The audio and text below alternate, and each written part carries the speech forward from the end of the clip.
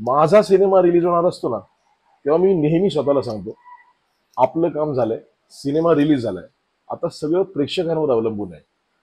म्हणजे प्रेक्षकांना जर सिनेमा आवडला तर ते सिनेमा बघायला येतील, हाऊसफुल गर्दी करतील. हाऊसफुल गर्दी होते म्हणजे प्रेक्षकांना सिनेमा आवडतोय. त्यामुळे मी ठरवतो की आता कोणाचाच रिव्ह्यू बघायचा नाही, कोणी किती स्टार्स दिले हे बघायचं नाही.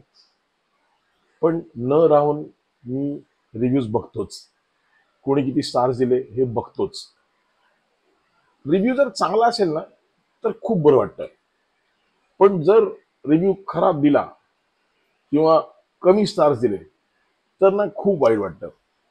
आधी तर मला इतकं वाईट वाटायचं ना, मी नेहमी म्हणायचो की अरे यांना काय कळतंय, रिव्ह्यू द्यायला यांचं काय जातंय, स्टार द्यायला यांचं काय जातंय, तिथं सिनेमा बनवून बघा.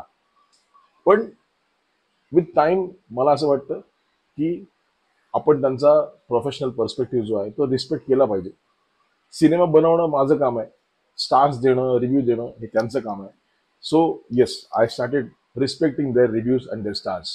पण तरीही मला असं वाटतं की film making is a precious craft. काय फिल्मचा रिव्ह्यू झाला ना की फिल्म क्रिटिसाइज होते, मग त्यातले सगळे चांगले वाईट सगळे मुद्द्यांना पॉइंट आउट होतात. आणि मग मेकरच्या हातात फार काही नसतं ना, सगळं प्रेक्षकांच्या हातात असतं किंवा क्रिटिक्सच्या हातात असतं. मेकरला खूप काही सांगायचं असतं, पण तो सगळ्यांना प्रत्येकाला भेटून कुठे सांगत बसणार ना की मला असं सांगायचं होतं, मला तसं सांगायचं होतं. कारण त्यानेच फिल्म रिलीज केलेली असते वेगवेगळ्या थिएटर्समध्ये, प्रत्येकाला जाऊन कुठे सांगत बसणार. म्हणून मला असं वाटलं की फिल्मचा रिव्ह्यू तर बऱ्याच लोकांनी केला, आपण रिव्ह्यू नको, आपण रिव्ह्यू करूया. आपण स्टार्स नको देऊया. आपण फक्त लोकांना एवढं सांगूया की ज्या फिल्मला आपण इतक्या सहजपणे जज केलं ना, ती फिल्म बनवताना खूप मेहनत घेतली गेली आहे. अगदी छोट्या छोट्या शॉर्टसाठी खूप घाम गाळला गेला. सो रिव्ह्यू नाही, बी व्ह्यू. आज मराठी फिल्म, फिल्मचं नाव आहे आता थांबायचं नाही. 1 मे 2025 हा सिनेमा रिलीज झाला. मी तेव्हा थिएटरमध्ये बघितला होता. पण त्यावेळी ऍक्च्युली मी पण माझ्या फिल्ममध्ये खूप बिझी होतो आणि हा युट्यूबचा प्लॅटफॉर्म सुरू करायचं खूप दिवस मनात होतं, पण ते काही घडत नव्हतं कारण मला सुद्धा वेळ मिळत नव्हता. पण आता ही फिल्म मी झी5 वर पुन्हा बघितली. झी5 वर ही फिल्म अवेलेबल आहे, आता थांबायचं नाही.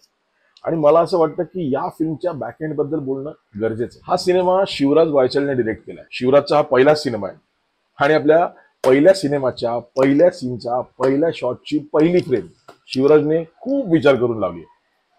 बीएमसीच्या गटाराचा पॉइंट ऑफ व्ह्यू, गटाराचं उघडलेलं झाकण आणि त्या गोलातून दिसणारे बीएमसीचे सफाई कामगार, म्हणजे ज्यांची गोष्ट सांगायची आहे त्यांचं हे आणि एवढंच विश्व आहे असं सांगणारा हा शॉट. एक लक्षात घेऊया, कोणतीही गोष्ट सुरू करताना आपल्या डोळ्यासमोर काहीच नसतं. एक रिकामा कागद असतो किंवा लॅपटॉप ओपन असतो आणि त्याच्यावर एक एम्प्टी पेज असतं आणि समोर काहीच नसतं, शून्य. आणि इथून आपल्याला सुरुवात करायची असते. प्रेक्षक म्हणून ज्यावेळी आपण ऑडियन्समध्ये सिनेमा बघायला जातो, फॉर एक्झाम्पल आता थांबायचं नाही, जर आपण थिएटरमध्ये बघायला जातो तर आपल्याला माहिती असतं की आपण बीएमसीच्या सफाई कामगारांची गोष्ट बघायला जातो. कारण आपण प्रमोशन बघितलेलं असतं, टीजर बघितलेला असतो, ट्रेलर बघितलेला असतो, गाणी बघितलेली असतात, आपण रेडी असतो. पण कोणत्याही मेकरसाठी it's a very difficult situation. कारण पहिल्या शॉटमध्ये पहिल्या फ्रेममध्ये मी प्रेक्षकांना माझ्या विश्वात कसा घेऊन जाऊ हे सुचवणं फार ट्रिकी असतं. आणि ते सुचलं तर ते एक्झिक्यूट करणं त्याच्यापेक्षा जास्त कठीण असतं. हो, कठीण असतं. कसं ते मी सांगतो. आपल्याला काय वाटतं की कॅमेरामॅन गटारात जाऊन उभा आहे, हातात कॅमेरा आहे आणि त्याने शॉट लावलाय. तसं नाहीये. बघा, या सिनेमात ना गटाराचे 2 सिक्वेन्सेस आहेत, त्यातला हा पहिला सिक्वेन्स. सो गटाराचा जो पॉइंट ऑफ व्ह्यू शॉट आहे तो शॉट, त्याच्यानंतर टॉप अँगलने आपल्याला गटार दिसतं, त्याच्यावेळी गटारात असलेली घाण आणि ते पाणी हे सगळं दिसतं. आणि मग तिसरा शॉट आहे, वाईड अँगल शॉट आहे, ज्याच्यात सोसायटीच्या बाहेर हा मॅनहोल आहे आणि इथे हे सफाई कामगार आहेत असं दिसतं. मला गंमत काय वाटते की इतक्या छोट्याशा सिक्वेन्ससाठी गटाराचा सेट लावलाय बॉस. एक लक्षात घ्या, फिल्म सुरू करताना कुणालाच माहिती नसतं रिलीज झाल्यावर या फिल्मचं काय होणार आहे. त्यात ही मराठी फिल्म आहे, म्हणजे रिकव्हरीची गणितं सगळ्यात आधी मांडावी लागतात, दिग्दर्शकाला निर्मात्यासमोर आणि निर्मात्याला स्वतःसमोर. सो नॉर्मली निर्माताना सेट वगैरे लावण्याच्या भानगडीत पडत नाही. पण शिवराजने अट्टहासाने सेट लावलाय आणि निर्मात्याने त्याचा अट्टहास पूर्ण केलाय, क्रेडिटेबल गोष्ट आहे. म्हणजे उदाहरण द्यायचं झालं ना, तर या फिल्म मध्ये वापरलेले ड्रोन शॉट्स, ड्रोन शॉट्स महाग आहेत असं माझं म्हणणं नाहीये, पण मुंबईमध्ये ड्रोन शॉट शूट करताना लागणारी परमिशन कदाचित महाग नसेल, पण पेपरवर्क खूप जिकिरीचं काम आहे. स्पेशली सीएसटी स्टेशनवरचे जे ड्रोन शॉट्स आहेत, आशुतोष सरांचा इंट्रोडक्शनचा शॉट आहे, वरळी कोळीवाड्याचा ड्रोन शॉट आहे, हे खूप जिकिरीचं काम आहे. आणि खरं सांगू का, मुंबईत शूट करणं हे जरा खर्चिक काम आहे. स्क्रीन प्लेचं ग्रामर काय सांगतं, फिल्मची बिगिनिंग ड्रामॅटिक असायला हवी, सेटअप क्लीन समजायला हवा, गोष्ट कुणाची आहे, त्या पात्रांचं विश्व काय आहे हे आपल्याला नीट कळायला पाहिजे पहिल्या ड्रामॅटिक सिक्वेन्समध्ये.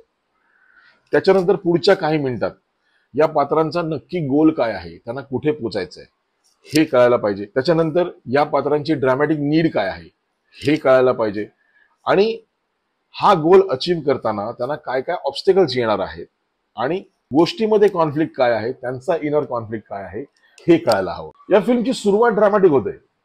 तो सफाई कर्मचारी गटारात उडी मारतो, तो वरच येत नाही, फक्त बुडबुडे येत आहेत, तो मेला की काय असं वाटावं इतका ड्रामा क्रिएट झालाय.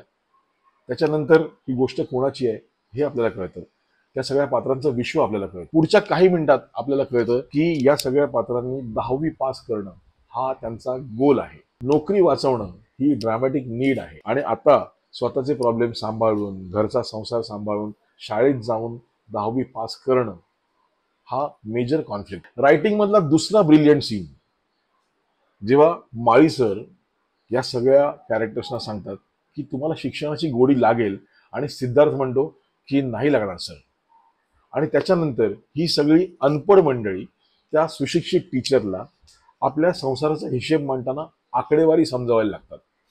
पुन्हा एकदा सांगतो, अनपढ मंडळी सुशिक्षित माणसाला आकडेवारी समजावून सांगतात. हा रायटिंगचा ब्रिलियन्स आहे असं मला वाटतं. मी पुन्हा एकदा सांगतो, काय आहे ना, आपल्याला पूर्ण सीन झालेला दिसतोय, पण जेव्हा लेखकाने हा सीन लिहायला घेतला असेल त्यावेळी पहिली फ्रेम काय असेल त्याच्या शॉटची, एक ब्लँक पेज, आणि त्या ब्लँक पेजवर त्याने हा सीन लिहायला घेतलाय. त्यावेळी त्याच्यासमोर कोणताही व्हिज्युअल रेफरन्स नाहीये, आणि हा सीन असा आहे की व्हिज्युअल रेफरन्स काय देणार, सगळे कॅरेक्टर्स एकमेकांसमोर उभे आहेत, पण तरी पण लिखाणाची ताकद. तशीच दुसरी टाळ्यांची लाईन आहे, मेल्यावर लिहितात ते चरित्र आणि शिंतोडे उडतात ते चारित्र्य. कमाल लाईन. हा सिनेमा 3 रायटर्सनी मिळून लिहिलाय, त्यामुळे ही लाईन नेमकी कोणी लिहिली आहे मला माहिती नाही, पण लाईन कमाल.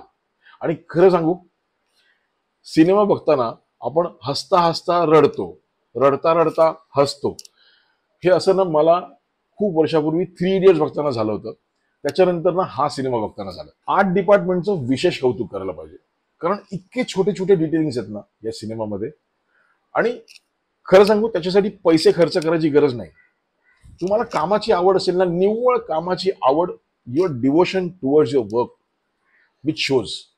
म्हणजे अगदीच उदाहरण द्यायचं तर जसं मी आधी म्हणालो, तो गटाराचा सेट, त्याचा आतून बाहेरून डिटेलिंग, कॅमेरा ज्यावेळी खाली आहे त्यावेळी त्या गटाराला लागलेलं ग्रीस जे आहे, त्याच्यानंतर टॉप अँगलने गटारातलं पाणी जे आपल्याला दिसतं, ते डिटेलिंग जे आहे ते इतकं सुंदर आहे. सेम सिद्धूच्या घरचा सिक्वेन्स जो आहे, सिद्धूचं घर जे आहे त्याचं एक्सटिरियर मला असं वाटतं की वरळी कोळीवाडा किंवा भांडुपला टेंबीपाडामध्ये कुठेतरी शूट केलं त्या गल्ल्या, पण त्याचं इंटिरियर जे आहे आणि त्या इंटिरियर मधनं ज्यावेळी त्या गल्ल्या दिसतात त्या इतक्या करेक्ट मॅच केल्या. सिमिलरली अजून एक सीन आहे, त्याच्यात भरत आणि नातू, तो नातू येतो भरतकडे, बॉल टाकतो त्याच्यासमोर आणि म्हणतो माझ्याबरोबर कोणी खेळत नाही, कारण ते म्हणतात की तुझ्या बॉलला पण घाण वास येतो. हा सीन ज्यावेळी आहे त्यावेळी भरतचा शॉट आहे, त्याच्या बाजूला तुळस आहे कुंडीमध्ये, आणि त्या तुळशीच्या बाजूला एक अगरबत्ती लावली तुळशीमध्येच. कमाल. म्हणजे असाच जॅपनीज डेलिगेट बरोबरचा जो सीन आहे तो सीएसटी स्टेशनच्या अगेन्स्ट घेतलाय. आय थिंक बीएमसीच्या ऑफिसमध्येच ती जी गॅलरी आहे तिथे त्याने तो शूट केलाय. पण बॅकग्राऊंड तर खूप सुंदर आहे, सीएसटी स्टेशन रात्री खूप सुंदर दिसतं, पण त्या डायनिंग टेबलवरचे डिटेल्स पण इतके सुंदर आहेत ना, वरचे लॅम्प्स वगैरे, खूप छान डिटेलिंग. आणि तसाच मला एक खूप छान शॉट वाटला, मला तो खूप आवडला. शेवटच्या पेपरला सगळे पळत जातात ना, ते आतमध्ये जातात कॉरिडॉरमध्ये, आणि त्यावेळी वरती ना सगळे फोटोग्राफ्स आहेत, म्हणजे छत्रपती शिवाजी महाराजांपासून ते बाबासाहेब आंबेडकरांपासून ते महात्मा गांधी, नेहरू, आणि लोकमान्यांपर्यंत सगळ्यांचे फोटो आहेत आणि त्या फोटोवर ना एक स्टे आहे. शिवराजने खूप विचार करून हा शॉट लावलाय आणि एडिटरची पण कमाल की त्याने तो स्टे ठेवलाय. सिनेमॅटोग्राफरचं विशेष कौतुक, कारण काय आहे, हा सिनेमा जितका सुंदर दिसणं गरजेचं आहे तितकाच तो रिअल दिसणंही गरजेचं आहे. सिनेमॅटोग्राफीचा बेसिक रूल काय सांगतो, you should know where your shadow should be. तुमचा शॅडो कुठे पडतो हे तुम्हाला माहिती पाहिजे. आणि ज्यावेळी तुम्ही रिअल लोकेशनला शूटिंग करता त्यावेळी मॅक्सिमम गोष्टी सिनेमॅटोग्राफरच्या अगेन्स्ट जातात. स्पेशली तुम्हाला लोकेशन अवेलेबल आहे पण लाईट ठेवायला जागा नाहीये. बरं, शूटिंग बघायला इतकी मंडळी जमलेली असतात, त्यांना तुमच्या शूटिंगशी काहीही घेणं देणं नसतं, पण त्यांना शूटिंग बघायचं असतं, त्यांना स्टार्स बघायचे असतात. अशा वेळी जिथे जागा मिळेल तिथून लाइटिंगचा सोर्स बनवायला लागतो. म्हणजे एक शॉट आहे की भरत आणि सिद्धू सायकलवरनं येतात आणि कॅमेरा मागे येतो. आपल्याला कळतं की कॅन्टीनमध्ये तो युनियन लीडर तिकडे त्यांची वाट बघत बसलाय आणि युनियन लीडर बोलायला लागतो आणि मग भरत आणि सिद्धू येतात, त्याला जॉईन करतात. हा शॉट दिसताना खूप सिंपल आहे, पण मी तुम्हाला सांगू हा शॉट एक्झिक्यूट करणं खूप कठीण आहे. कारण बाहेरचा लाईट, कॅन्टीन मधला लाईट, हे दोन्ही लाईट मॅच करणं आणि ते खोटे न वाटणं, it's a very difficult scenario. तसंच तो पाईपलाईनवरचा सीन भरत आणि ओमचा, मी पाईपलाईनवर शूटिंग केलंय. पाईपलाईनवर ना उभं राहायला जागा नसते, कॅमेरा ठेवायला तर मुळीच जागा नसते. आणि अशा वेळी डिरेक्टरने ना तो सीन 360 डिग्री एक्सपोज केला ऑलमोस्ट. इथून हा क्लोज, तिथून तो क्लोज, इथून हा टू शॉट, तो वाईड शॉट, सगळं घेतलंय त्याने आणि ट्रॉली पण लावली. तसंच अजून एक सीन आहे, भरत रात्री दारू पिऊन घरी येतो आपल्या आणि तो घराच्या बाहेरच बसतो. त्यावेळी सोडियम वेपरचा लॅम्पचा सोर्स जो आहे स्ट्रीट लाईटचा, तो वापरलाय डीओपीने. आणि तो सोर्स जर तुम्ही बघाल ना तर सोर्स एका रेषेत शेवटपर्यंत आहे. फिल्ममध्ये एक सिक्वेन्स आहे, सगळे सफाई कामगार जे आहेत ते संपावर गेलेत. हा मॉन्टाज सिक्वेन्स आहे ना, हा खूप सुंदर शूट झालाय. एक लक्षात घ्या, दिग्दर्शकाची रिक्वायरमेंट काय आहे की संपूर्ण मुंबईत कुणीच कचरा आता उचलत नाहीये, त्यामुळे सगळीकडे कचरा जमा झालाय. असे शॉट्स घ्यायचे.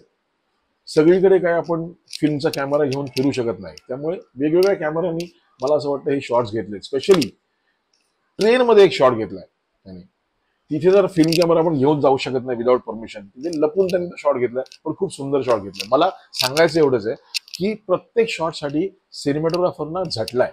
एक शॉट आहे, किरण खोजे आपल्या रूम मध्ये नवऱ्यापासून लपून अभ्यास करते. नवरा झोपलाय, रात्रीची वेळ आहे. शॉट असा आहे, कबड आहे, त्याला मिरर आहे, त्या मिरर मध्ये झोपलेल्या नवऱ्याचं रिफ्लेक्शन आहे आणि तिथून कॅमेरा डॉली करत करत करत कोपऱ्यात बसलेल्या किरण खोजेवर जातो.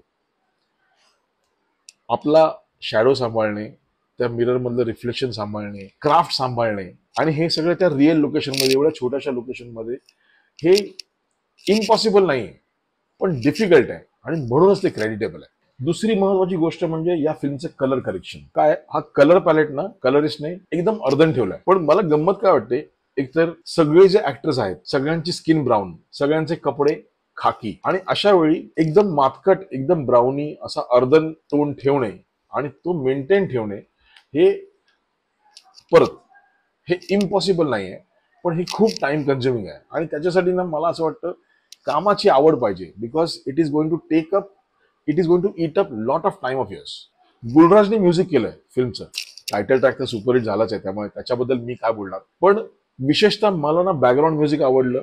कोणता सीन माहितीये, या सगळ्यांना कळतं की तुमची नोकरी जाणार आणि फिल्मचा प्लॉट पॉइंट सुरू होतो. इथे ना त्या सीनचं बॅकग्राऊंड म्युझिक रिदमने सुरू होतं आणि मग हळूहळू हळूहळू एक एक इन्स्ट्रुमेंट ऍड होत जातं. मला हा बॅकग्राऊंडचा पॅलेट जो आहे तो इतका आवडला ना, कमाल.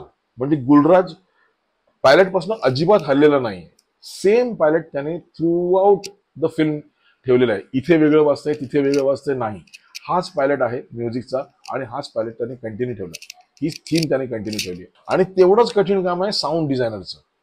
म्हणजे काय ना, काही सीन्स आहेत ना त्याच्यात काय वरती ठेवायचं आणि काय खाली ठेवायचं हे ऍक्च्युली चॅलेंजिंग आहे. हा कॉल घेणं खूप चॅलेंजिंग आहे. म्हणजे उदाहरण द्यायचं झालं तर सिद्धूला चक्कर येते शाळेमध्ये आणि तो पडतो, तो सीन. किंवा माझे आजोबा शाळेत जाणार असा नातवाचा सीन. किंवा आपला सहकारी मेलाय आणि त्याच्यानंतर भरतने केलेला आक्रोश. किंवा अगदीच सांगायचं झालं तर भरत परीक्षा द्यायला बसलाय, पेपर द्यायला बसलाय आणि कॅमेरा त्याच्यावर चार्ज होतो, स्पॉटलाईट येतो, बाकी सगळे लाईट्स ऑफ होतात. यावेळेचं साऊंड डिझायनिंग गंमत काय ना, तुमचे डायलॉग्स अप्रतिम, ऍक्ट्रेसचे परफॉर्मन्सेस अप्रतिम, साऊंड डिझाईन अप्रतिम, बॅकग्राऊंड म्युझिक अप्रतिम. आता ह्याच्यात नेमकं आपल्याला ऑडियन्सला काय ऐकू आलं पाहिजे आणि बॅकग्राऊंडला काय राहिलं पाहिजे, हा कॉल घेणं खूप चॅलेंजिंग आहे. आणि हे मिक्सिंग क्रेडिटेबल. आणि शेवटी स्क्रीन प्लेच्या ग्रामर प्रमाणे जिथून सिनेमा सुरू झाला तिथेच परत येऊन थांबतो, सिद्धूच्या इंग्लिश स्पीचने. एक कमाल सिनेमा बघितल्याचा अनुभव. वा वा. शिवराज वायचळ, आता थांबायचं नाही गड्या.